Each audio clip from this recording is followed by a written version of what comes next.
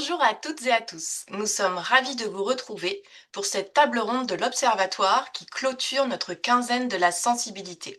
Nous espérons que ces 15 jours passés ensemble autour de ce sujet si important à nos yeux vous aura enrichi, nourri et apporté les réponses et le soutien que vous cherchiez.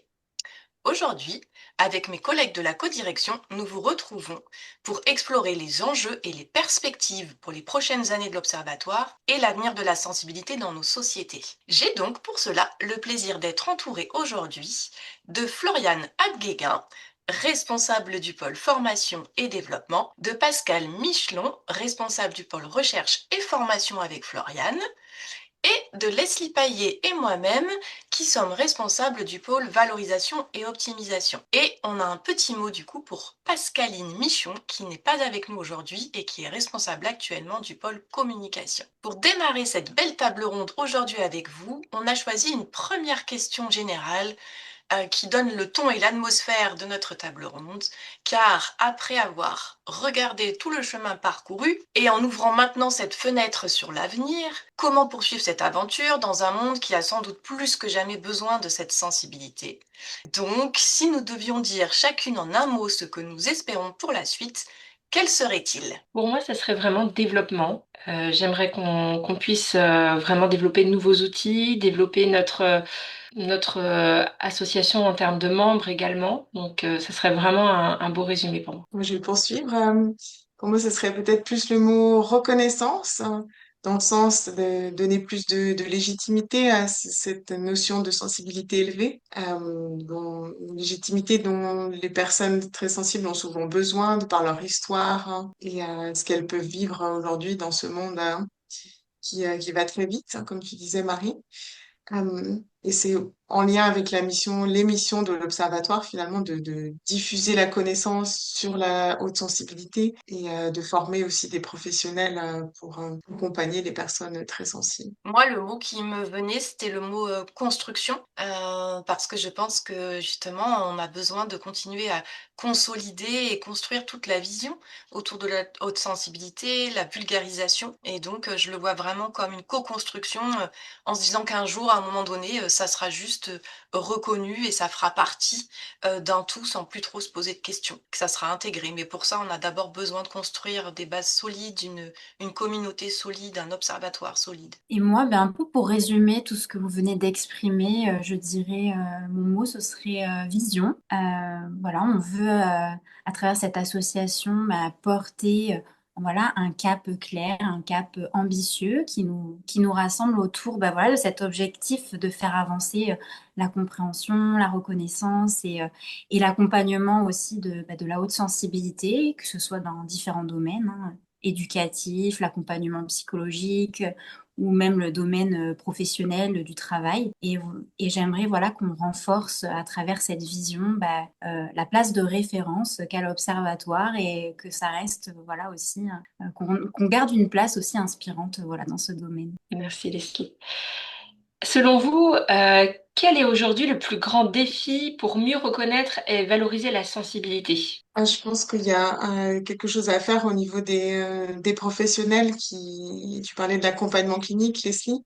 Je reviens peut-être sur cette notion de reconnaissance qui semble tenir à cœur, mais on voit que dans le milieu de la psychologie, que ce soit les psychologues ou les psychiatres, c'est une notion qui est pas encore intégrée. Donc je pense que là il y a à faire, donc dans le peut-être la psychoéducation envers cette population aussi pour amener ce concept avec des valeurs scientifiques aussi qui viennent qui existent, qui viendraient renforcer, enfin consolider, pour reprendre ton mot, Marie, le concept auprès de ces professionnels pour qu'ils puissent identifier quand il y a une sensibilité élevée, quand une personne vient les consulter, et qu'ils puissent aussi la détecter peut-être. Là, on part sur d'autres sujets qu'on abordera sûrement plus tard dans la table ronde. Je pense qu'il y a un défi qui est déjà là depuis quelques temps et je pense qu'il est aussi important, c'est de dépasser en tout cas les idées reçues. Je pense que dans la société, ça fait longtemps qu'on associe et encore beaucoup trop, je trouve, la sensibilité à une faiblesse, à une fragilité. voilà, alors que c'est une force. Alors ça paraît un peu, voilà, peut-être simpliste, on a déjà entendu ça, mais je trouve que voilà, il y a toujours un vrai travail qui consiste à changer voilà ce regard un peu collectif sur la sensibilité, de passer voilà d'une vision qui serait, enfin qui est parfois encore déficitaire à une vision vraiment ressource. Voilà, donc j'aimerais voilà qu'elle soit pleinement reconnue pour sa valeur humaine, relationnelle, créative, voilà. Moi, pour renforcer ce que vous venez de dire, je dirais que je le vois à deux niveaux, le défi, à la fois ce que tu disais, Pascal, c'est-à-dire vraiment au niveau scientifique et au niveau des professionnels, il y a une vraie psychoéducation, voilà, il y a encore beaucoup de gens à convaincre, et au niveau effectivement grand public, et là, au niveau de la sensibilité elle-même, même pas encore la haute sensibilité, vraiment de resensibiliser, c'est en faire de jeux de mots, les gens à leur sensibilité. Parce que je pense que si tout être humain reconnecte au fait que nous sommes un être sensible au départ, c'est notre nature, alors je pense que la haute sensibilité, du coup, en découle beaucoup plus facilement. Donc je pense qu'il y a une double éducation à continuer à travailler et je pense que c'est notre grand défi. On voit bien hein, qu'on est dans un monde en mutation. Quel rôle la sensibilité peut-elle jouer individuellement mais aussi collectivement? Bah là, je dirais que finalement, je rebondis sur ce que je viens de dire juste avant. Dans ce monde où, voilà, il y a quand même, on parle beaucoup de santé mentale, ça devient, Dieu merci, un enjeu national et on espère que ça va le durer. On sent que beaucoup de personnes sont en souffrance et autres. Et moi, je pense que c'est parce qu'il y a une grande déconnexion, justement, avec notre sensibilité et que on est beaucoup porté dans la performance, ce côté d'être fort sans comprendre ce que c'est que la sensibilité à l'inverse d'une faiblesse. Et donc, si individuellement, nous, on se reconnecte à cette sensibilité et on vulgarise et on rend ça juste normal et on permet à tous les grands sensibles, eux aussi, de s'assumer, bah, je pense qu'au niveau collectif, on va œuvrer, je pense, à la mutation pour plus de respect de soi, plus de bien-être et une meilleure santé mentale. Mhm. Et finalement, c'est vers un monde meilleur, hein. Donc le microcosme de l'entreprise, en fait, représente bien cette déconnexion à la sensibilité. Il y a tellement de gens en souffrance sur leur lieu de travail, pas que, heureusement, car ils ont aussi un œil positif sur la société.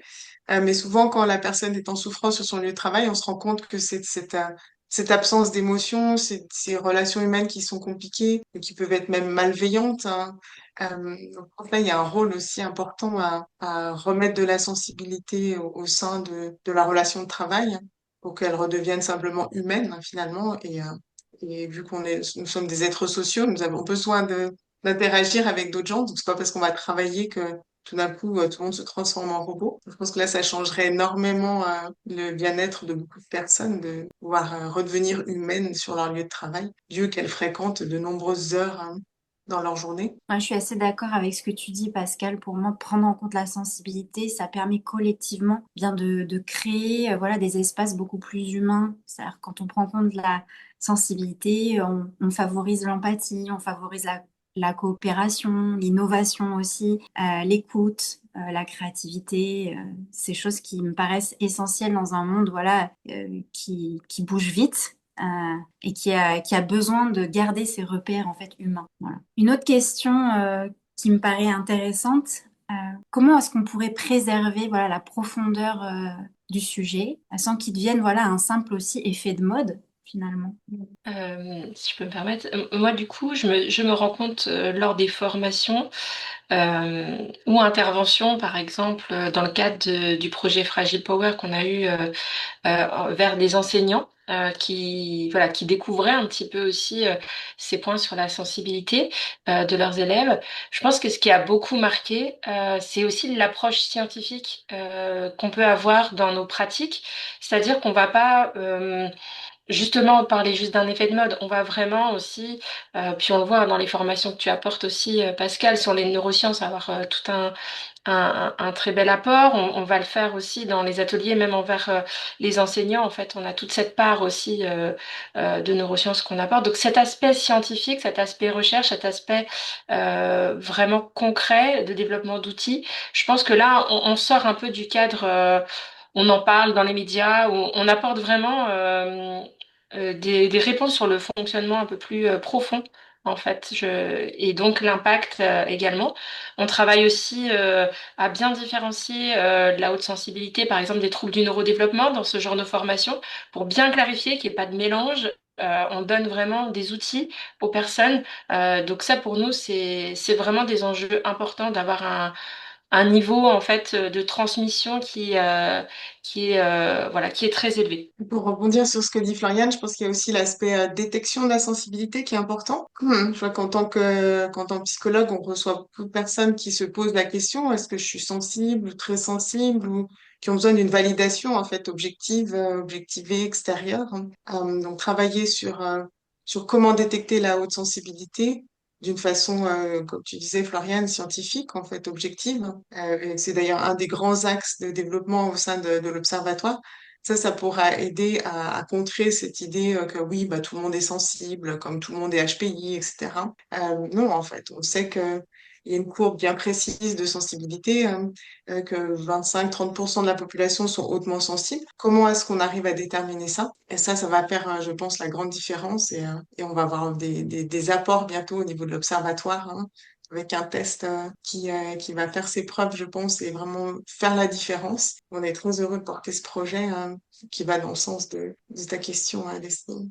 J'aimerais ajouter par rapport à ce que vous venez de dire aussi, à ce côté, c'est vrai qu'avec les réseaux sociaux, parfois, la haute sensibilité, moi, en tout cas, me paraît, par rapport à ce que je peux voir passer, assez simplifiée ou simplifiée à l'excès. Et je pense qu'il est important qu'on garde, voilà, bah, cette rigueur, cette nuance, que c'est bien d'offrir, et c'est ce que nous proposons aussi au sein de l'association.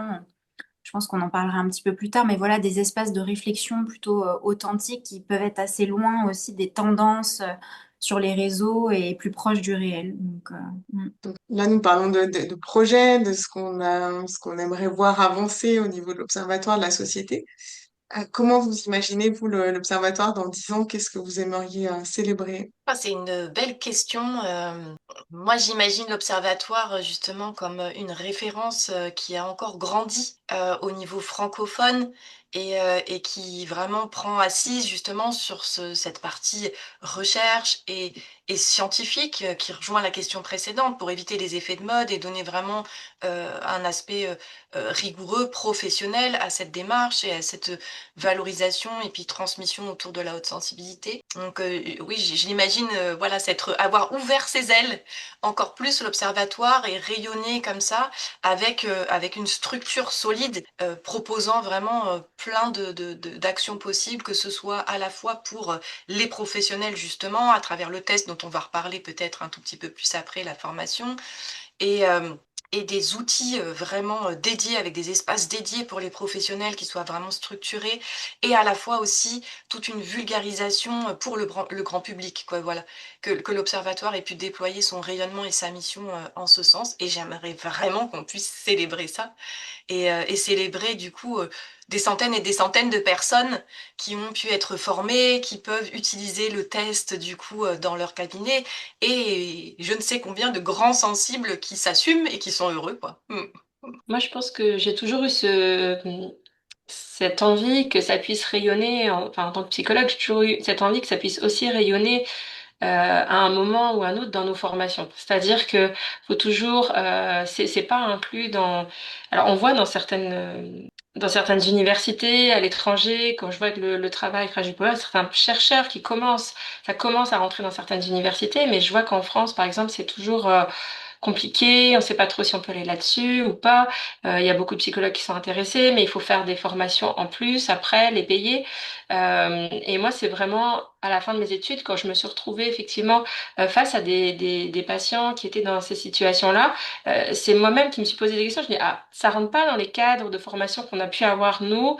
Ça me questionne, quelle approche je dois faire? Et j'ai dû aller chercher d'autres formations, compléter, développer, alors qu'on pourrait avoir cette formation pour les professionnels, effectivement, par exemple en psychologie. C'est vraiment un des grands rêves que j'ai, en tout cas depuis que je suis rentrée dans l'observatoire, de pouvoir aussi donner cet accès à mes confrères qui, moi, me permet dans ma pratique d'avoir à la fois un travail structuré sur les troubles du neurodéveloppement, sur la haute sensibilité, sur les traumas. Vous voyez, c'est plusieurs cordes à notre arc qu'on peut avoir, et pour moi, ça n'enlève aucune autre.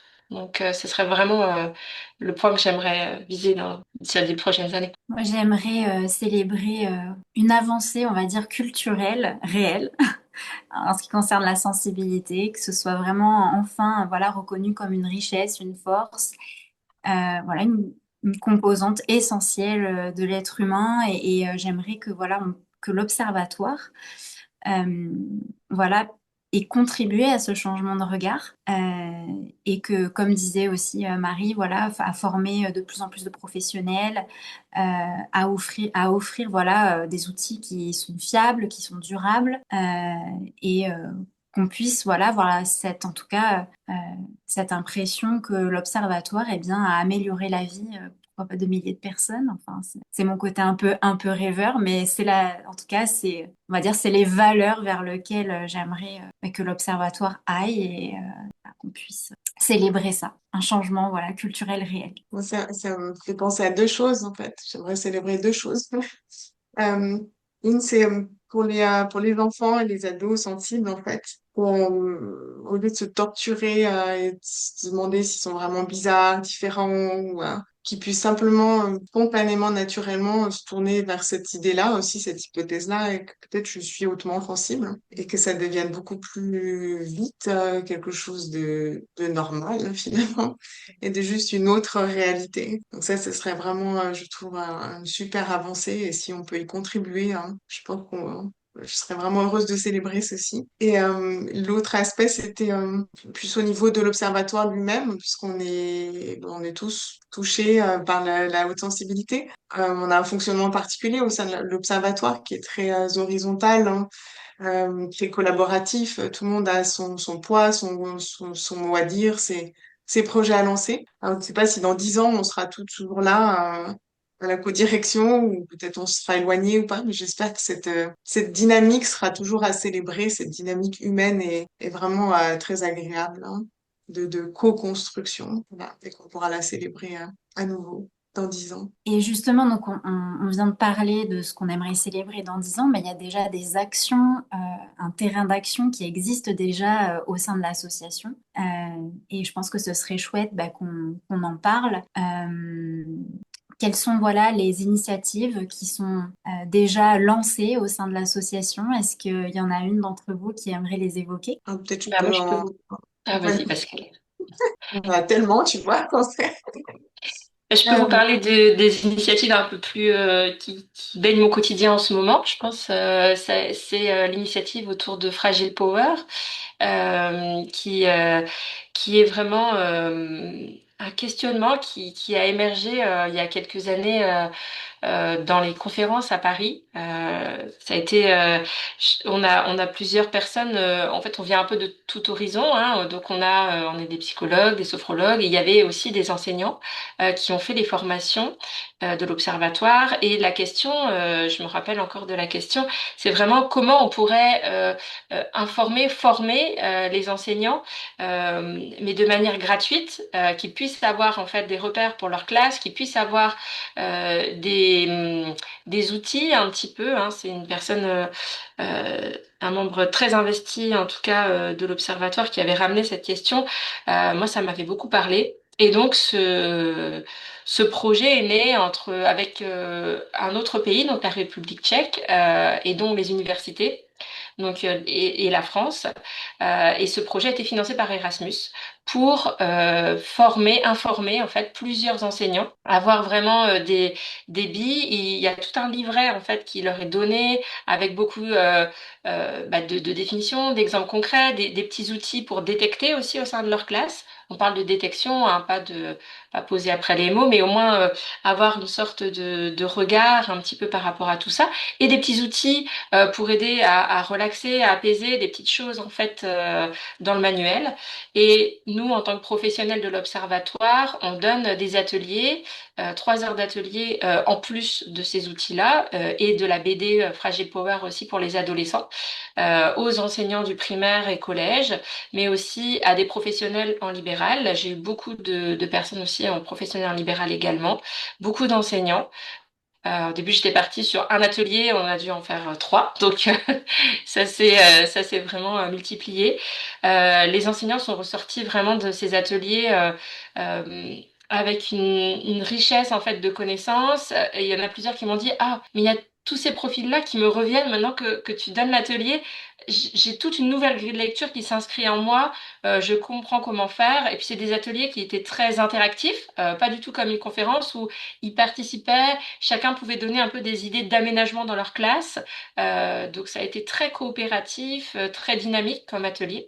J'en donne un autre demain. Donc voilà, c'est vraiment un des points forts en ce moment, en cet automne en tout cas, pour l'Observatoire. Donc, vous l'avez aussi sur le site internet, un peu en description. Tout le monde a accès à ce petit fascicule de manière dématérialisée et à la BD aussi, Fragile Power. Donc, c'est quelque chose qui peut être diffusé dans le large public. Donc, si ça vous intéresse, n'hésitez pas à regarder sur le site de l'Observatoire. Et on mettra les liens en description de cette vidéo aussi. Tout à fait. Et dans un autre milieu aussi, donc là tu parles des enseignants, il y a aussi le monde de l'entreprise auquel je faisais référence au début de la table ronde. On a un membre de l'Observatoire qui est très intéressé à aller sensibiliser le monde de l'entreprise avec différentes multiples idées en fait, un projet très construit. Et une possibilité serait avec les enseignants, d'aller former un peu les entreprises à ce que c'est que la sensibilité élevée, ce que ça implique sur le monde sur la place de travail, par exemple, au niveau de saturation, au niveau interaction humaine, etc. Donc, il pourrait avoir ce travail d'éducation et au-delà, il y a même des idées de rêve, de labels, d'entreprises sensibles, hein. Donc, on peut aller très loin dans ces domaines-là. Là, juste aussi pour souligner que c'est un membre en fait de l'Observatoire qui a proposé ce projet. Donc, ça vous montre aussi comment on fonctionne, hein. Si vous avez des idées, des projets qui vous tiennent vraiment à cœur, hein, que vous soyez déjà formé ou pas encore formé, elles sont toujours bienvenues à l'Observatoire et on se fait toujours un plaisir de les étudier ensemble et de voir comment on peut les porter pour aller plus loin, puisque ce qui nous porte collectivement, nous, c'est de faire avancer la société, quels que soient ses domaines, sur l'intégration de la sensibilité élevée. Je voudrais ajouter aussi du coup que durant cette quinzaine, vous pouvez retrouver aussi les vidéos enregistrées par Pascal et Floriane aussi, justement, où sur le pôle recherche, Pascal et Floriane vous ont partagé davantage ce qui se passe autour des enquêtes qui sont menées, etc. Et puis pour la partie formation, détection de la haute sensibilité et les tests et la formation, pareil. Donc n'hésitez pas, on vous remettra les liens aussi pour aller regarder si vous les avez manqués. Et puis, on voulait dire un mot aussi sur les cercles, du coup, parce qu'on parle de cette association en disant que voilà, chacun a sa place pour venir apporter les sujets qui l'intéressent autour de la haute sensibilité. Il existe actuellement un grand nombre de cercles qui ont lieu, donc avec des personnes qui sont demandeuses d'explorer, de se questionner et de produire éventuellement des outils pédagogiques derrière. Par exemple, actuellement, on a un cercle en cours sur la haute sensibilité et les traumatismes, ou la haute sensibilité et les maladies, ou la haute sensibilité et les enfants.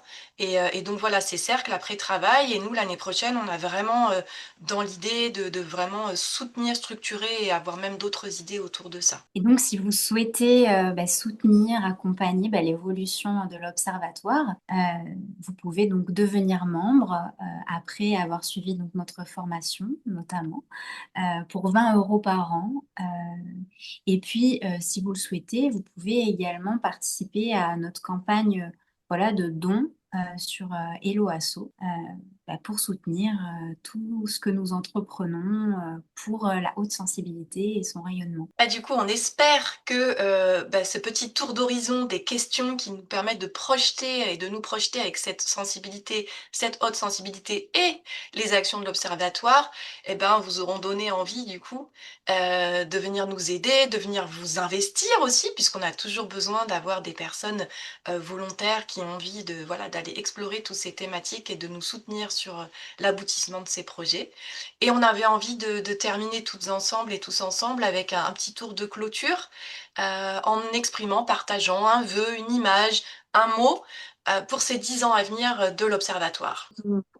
Je partage juste ce qui m'est venu là, c'était le mot profondeur avec une couleur jaune doré. Ouais. Donc quelque chose de chaud que je ressens souvent quand je suis en lien avec les personnes de l'Observatoire, que ce soit à la codirection, dans les cercles ou dans les divers projets. Et aussi, je pense, c'est quelque chose qui se diffuse souvent d'une personne sensible à une autre.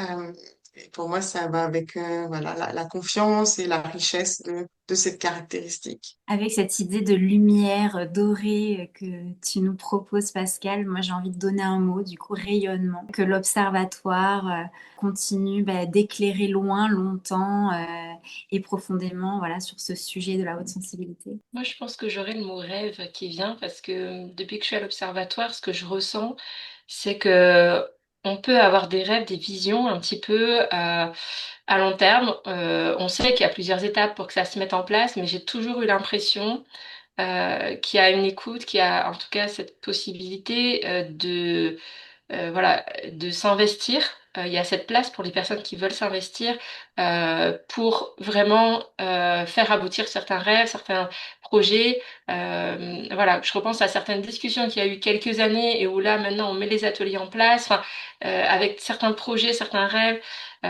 Pareil sur les tests où je me rappelle encore Pascal où ça faisait quelque temps où je parlais de mettre en place peut-être plus un profil, pas juste une détection oui ou non, on est hautement sensible, mais quel profil de personne hautement sensible on est, de créer un nouveau test innovant vers là, qui serait vraiment pour les enfants et pour les adultes. Et là, ça s'accomplit, et ça s'accomplit en groupe, en équipe. On est quand même plusieurs. On n'est pas dans notre coin à essayer de faire ça à une ou deux, on est toute une équipe de professionnels formés avec des compétences variées. On sent que c'est vraiment un socle comme d'ébullition de créativité, de création en tout cas d'outils et ça pour moi c'est vraiment des rêves qui se réalisent au fur et à mesure des années donc c'est ce mot-là que j'aimerais amener. Et moi, du coup, j'ai une image qui a émergé, qui n'était pas celle que j'avais au début en tête, mais j'ai vraiment l'image d'une belle farandole d'êtres humains, justement, où on est à la fois bien solide, du coup, avec tous les projets qu'on porte, etc. Et en même temps, chacun a ses couleurs, donc c'est très vivant, il y a beaucoup de couleurs, et vraiment cette image de co-construction et de coopération pour remettre la sensibilité au centre de notre monde. Mm. Eh bien, du coup, il me reste plus qu'à dire un grand merci, du coup, pour tous nos regards qui se sont tournés vers demain dans cette table ronde. Et je crois que toutes ensemble, on souhaite que ces regards tournés vers demain continuent d'inspirer une société plus sensible, plus consciente et plus vivante.